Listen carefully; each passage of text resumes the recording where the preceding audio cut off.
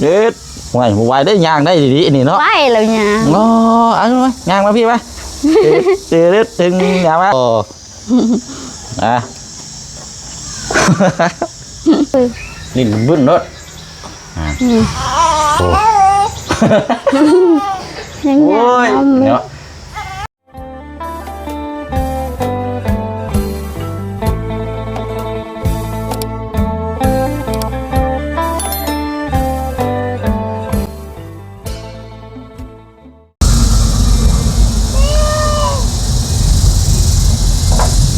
เสียงห้องแจ้วๆแทมมือนี่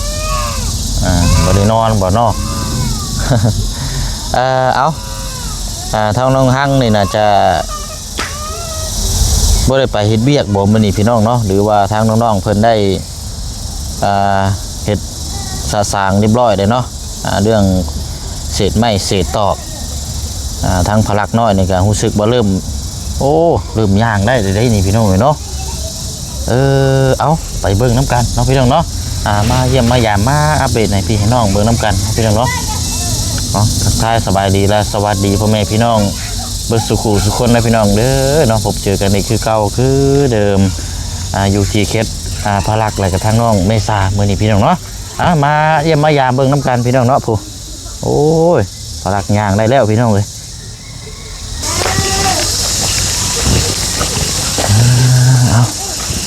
ไม่รถคู่ใจบ่ได้ออกงานเนาะได้เป็นนี่เลยคือเห็นย่างกินนี่บ่เฮ้ยโอ้ยนี่มาลุงนี่ลูกมา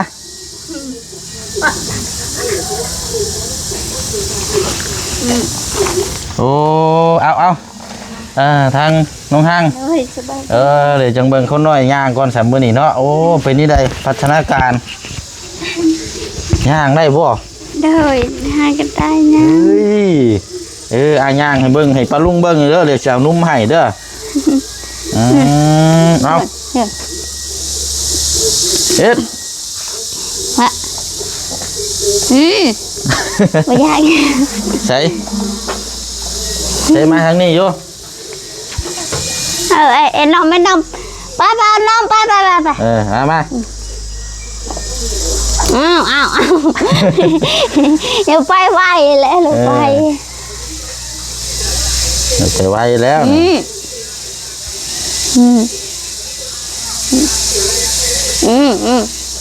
เนี่ยจะยาลักใช่ได้นะกินนี่คือว่าย่างได้อีกเดียวมองกินนี่บ่เราย่างคนเดียวเราเนาะอย่าเลยสิอย่าเลยดูย่างมาพี่ไปเรายากย่างเลยย่างมาอยู่แต่เราหูเราย่างเอาแล้วอายพลักเลยพลักอายพลักย่างเด้อย่างเด้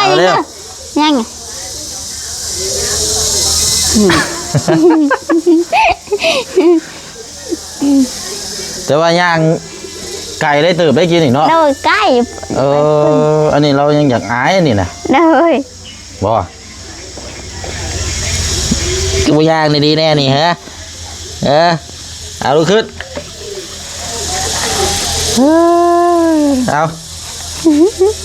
เอาให้เอาเบาไม่เย็นอยู่เลยฮันเป็นจังไรเมื่อนี่เนาะถามเรื่องราวงานการเขาอยากไปแต่ไปชมอายเขาไปอยู่เฉยได้เ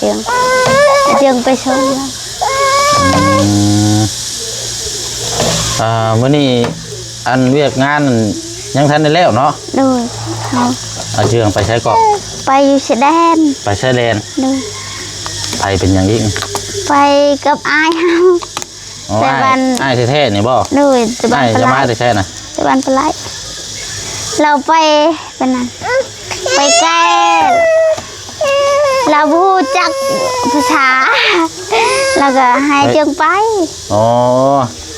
ให้เจียงคนล่ามาให้เด้อ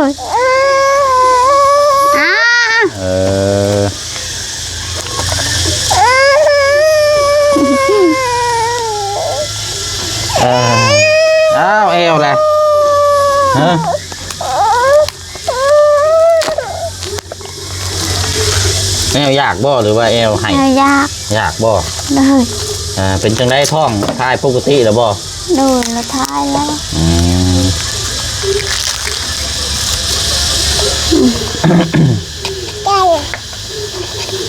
กินได้ย่างเด้อโอ้คนหิวนุ่มเนาะ เลย โอ้ย่างอะไรแล้วบัดนี้เนาะ เลย แห้งแล้วบัดแต่ว่ายังบ่เต็มที่ปานใดกำลังเริ่ม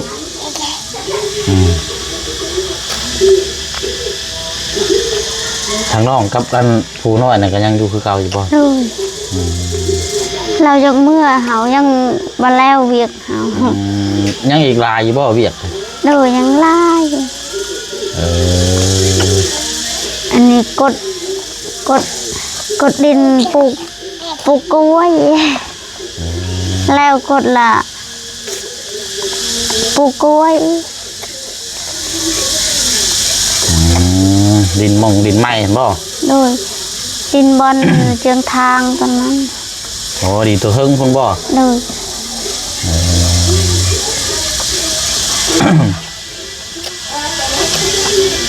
โอ้กินหลายแท้ไว้ให้น้องเด้อนี่เด้อไว้ให้น้องกินเด้อน้องมีสาเด้อ ก็กูสิหิวแห้ง ยาลับอ่ะย่าง แล้วย่างบัดนี้ลุงย่างก่อน ย่างพลายย่างนี่ เอา เดี๋ยว ย่างโอ้ยนี่เลยขี้ข้านบาดนี้ ขี้ข้าน โอ้ยเด้อแบบนี้บ่ให้เด้อแบบนี้ ย่างอ่ะ ย่าง นี่มันขยันแล้ววะเฮ้ยครับ เดือดย่างไงไปย่างเลยทาน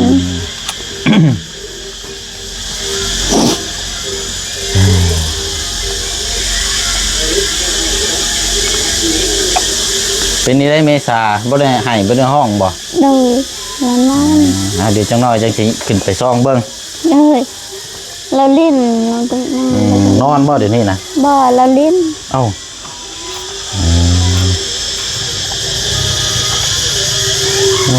กินบ่เลยบ่กล่องนี่ หมดเลยเลยขึ้น ลูดกินกันลูดจนว่าล้นปากโคตรลกนี่เนาะ หายใจจน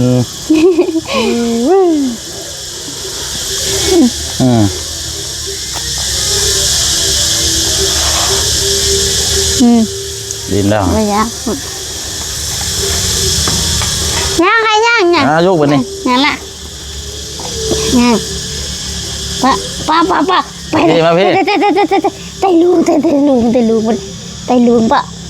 อิ่มได้กันอืดท้องเนาะบ่อยากลุก แต่ว่าเริ่มย่างเริ่มมานี่หลายแล้วเนาะ โดยล่าแล้วเลย โอ้เอามารอบหน้านี่ยันได้เรียนพุ่นเลยสบายทีเนาะ โดย ได้อยู่เราแข็งแรงไวอยู่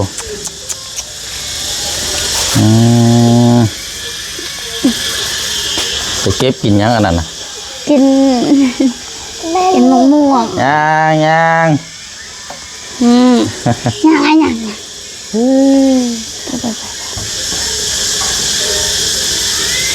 โอ้ฮันดิโอ้ย่างได้แล้วเนาะ เดินได้แล้วเลยย่าง ฮะเดินได้แล้วนี่โอเคแล้วนี่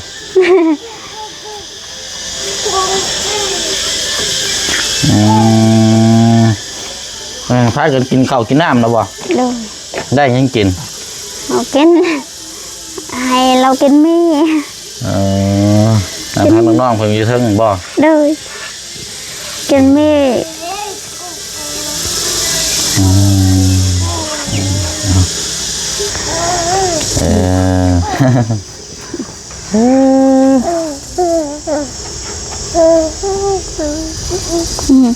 ถ่ายสะดวกสบายแล้วเนาะเด้อถ่ายแล้ว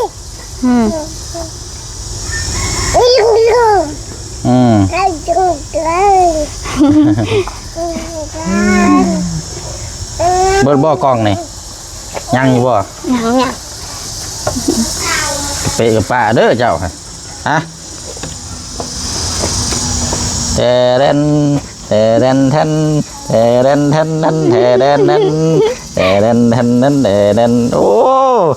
เด็ดห่วยไหวได้ย่างได้ดีๆนี่เนาะ ไปแล้วเนี่ย อ๋อเอาไหมย่างมาพี่ไหมตีดึดตึงย่างมาตีดึดตึงค่อยๆเด้อค่อยๆค่อยๆค่อย เนี่ย ๆยืนเช้าเมื่อยก่อนยืนก่อนยืนก่อนเด้อยืนตั้งไข่ก่อนโอ้ แล้วมักท โอ้เนาะ ำ เก่งแล้ววันนี้ โอ้ยคนอยากให้มือจับแบบนี้เนาะเรียบร้อยเลย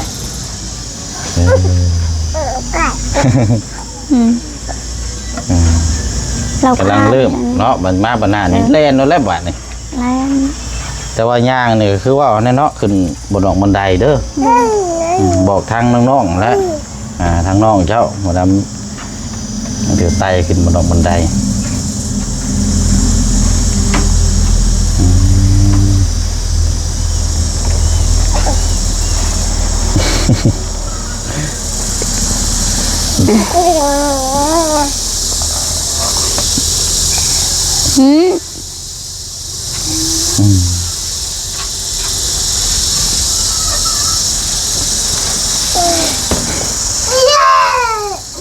โอ้หัวพูดเดะนี่เนาะ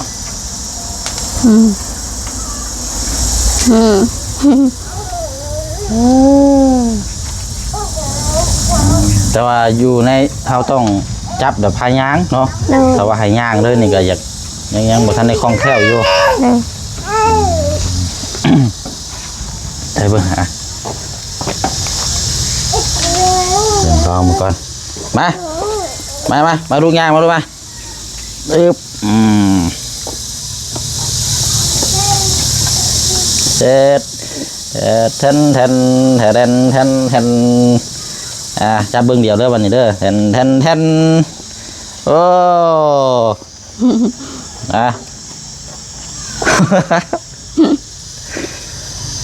โอ้เก่งแล้วนี่ได้แล้วนี่กินยากล่ะมาเดี๋ยวขึ้นไปเบิ้งแม่ชาหน่อยก่อนบาทนี่เก่งแล้วไปขึ้นไปถึงพุ่นละ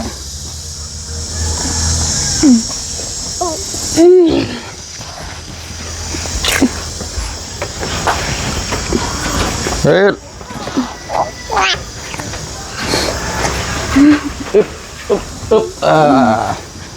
ึ๊บถึงไหนดีเนาะเห็นปิดประตูไว้ก่อน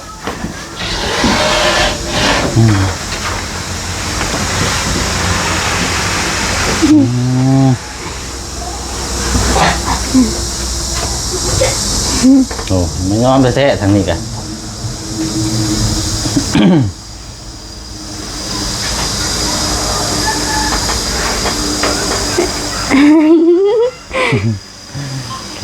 เก่งแล้วเนาะมาพี่ก่อนก็ได้มันก็ดิ้นอยู่หันได้ไปเปิดครอบผมอยู่ฮะ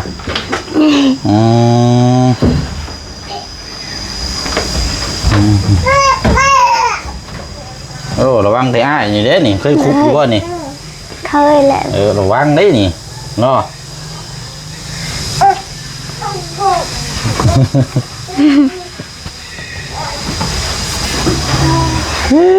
โอ้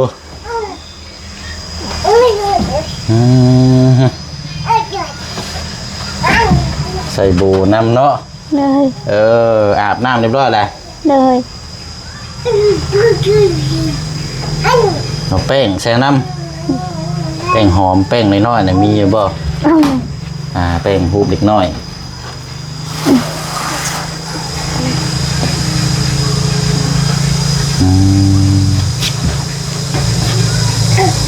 รอยู่เราบ่เจ็บท้องบ่ได้มีหยังเนาะ เลย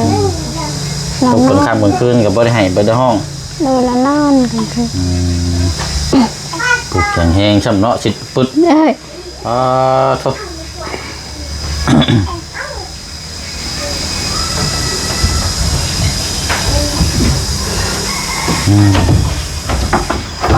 ปุดมาเลยทางนี้กันไว้ขนาดไปดินน้ำไม้คนฮะ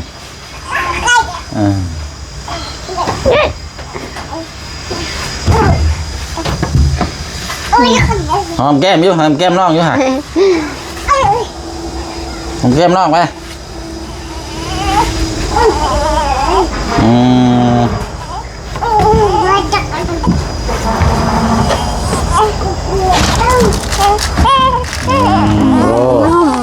กินนมแล้วฉันเนาะเอาใครจะหลุดเต้าง่ายเนาะ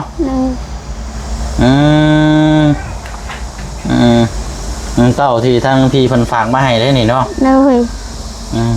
กันว่าน้ำนุ่มนี่ปั้มไว้ฉันบ่เลยเขาปั้มมาแรงนี่เขาปั้มกลางคืนปั้มกลางคืนมันกินมาได้แหละเสียบ่เลยบ่คือเจ้าสิออกไปเฮ็ดเวียกคือเฮาปั้มเลยตอนเช้าจักชั่วโมงนึงมันก็สิบ่ได้หลายแต่บ่บ่ได้หลายระวังแต่นมเสียนะมันปั้มแต่ตอนเช้าก็เสียแล้วน้องเจ้าปั้มนั่นเวลาได้ซะอันแต่เก่าตอนแรงบ่ดูเขาปั้มตอนแรงหน่อยนึงซำนี้แหละ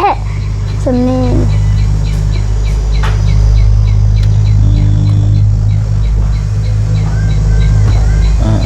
ปั้มตอนแรงแล้วบัดนี้อันน่ะตอนเช้ามามันอยู่แล้วมันเสียใช่ป่ะเสียแหละตอนเช้ามันต้องมีแนวแช่ด้วยดูมีแนวแช่มันต้องมีตู้เย็นใส่ไปสลายพระเจ้าปั้มเลยเอาใส่ในช่องพิษแข็งเลยมีถุงใส่ดูว่าใส่ไปเป็นเต้าก็ได้แต่ว่าพอมองเย็นนะปั้มเฮาก็อยากไปให้น้ำอยากปั้มให้เราลายแหละน้ำลายก็ได้ปั้มลายบัดเชียใช่ไหมติเลย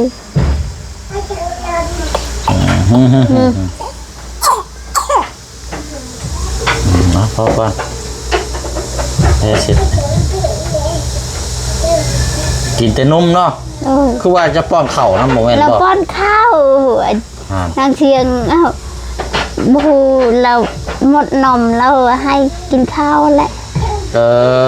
นางเชียงเป็นคนป้อนข้าวเลยเวลาหย่ำเวลาอย่างเราเป็นคนเฮ็ดเองบ่เขาเฮ็ดแต่เราป้อนนมเฮาหมดแล้วเรากินข้าวแหละเราหายแหละอยู่น้ำเฮาได้กินข้าวเฮากินนมอย่างไรกินแต่นมเนาะวันนี้ไปเวียกเลยจำเป็นแน่เนาะจำเป็นและนมหมดแล้วกินข้าวแหละแอลเลยฮะ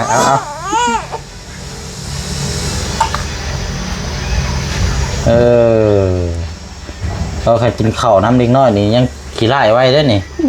ยังโตคุยไว้เห็ดข้าวกินนมนี่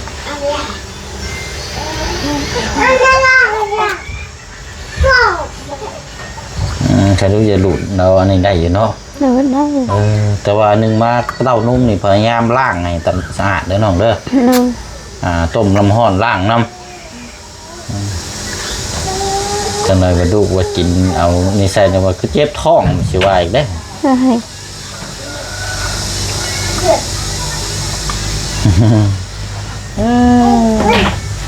เมษาหน่อยดูย่างไหมเฮ้ยทางนี้กันเนาะ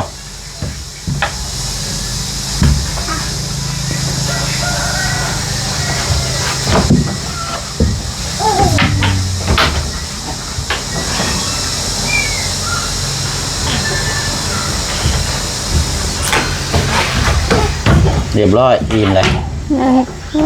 โอ้ยเนี่ยอะไรโอ้ยเดินลายล่มแล้วก็เจ็บหายบาดนี่ทางนี้กับป้านู้นก็เป็นไห้รถอันนี้กันเนาะลิ้นบึ้นรถ เลยเออเต้าไข่กินนมเนาะเออแต่ว่าหนึ่งมาเต้านุ่มนี่พยายามล้างไงแต่สะอาดเด้อน้องเด้อมาดูว่ากินเอานี่ใส่เนี่ยว่าคือเจ็บท้องสิว่าอีกได้ โอ้ ยังอยากนม เนาะ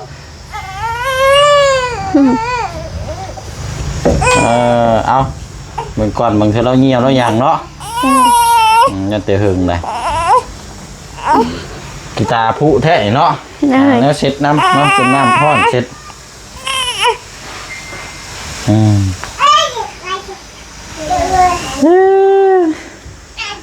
เอาสามีแต่ว่าหันแล้วเด้อบ่เชียงไปเฮ็ดเวียกงานต่อกันเด้อ โอ้ยสมัย โด ดี ยผมมีอย่างมาเยี่ยมมายาม เลย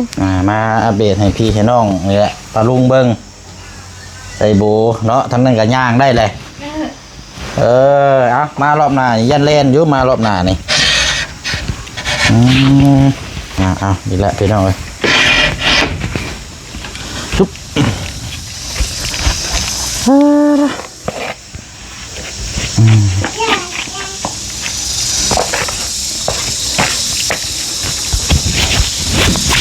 เนาะลาพี่น้องก่อนเด้อพี่น้องเนาะอะไรเนาะมาเยี่ยมยามตามข้าวให้พี่น้องเบิ่งน้ำกันอีกพลักน้อยเนาะย่างได้เลยแข็งแห้งแล้วมารอบหน้านี่ยันแล่นแล้วบัดนี้พี่น้องเห็นเนาะเนาะมีแต่ว่าขอโตก้อนบัดนี้พี่น้องเนาะเดี๋ยวสิเข้าไปเยี่ยมยามทั้งน้องไม้ก่อนเนาะเมื่อวานนี่เป็นคำพี่น้องน้องไม้แล้วก็สิลงไปทั้งน้องผึ่งแล้วก็ผู้แลพี่น้องเนาะมื้อนี้คันว่านั่นก็สิเข้าไปเยี่ยมยามทั้งน้องยังแต่เช่นก็ลืมอะไรพี่น้องอยู่บ้านเกณฑ์ไข่ผู้ชายที่บ่เฮือนเราเซ่ๆนะพี่น้องน้องวัดใจพี่น้องเนาะไว้ล่มหรือจะเฮือนเราพี่น้องเนาะติดตามเบิ่งน้ำกันบ๊ายบายเด้อพี่น้องเด้อเนาะเบิดสุขสุขคนเนาะสบายดี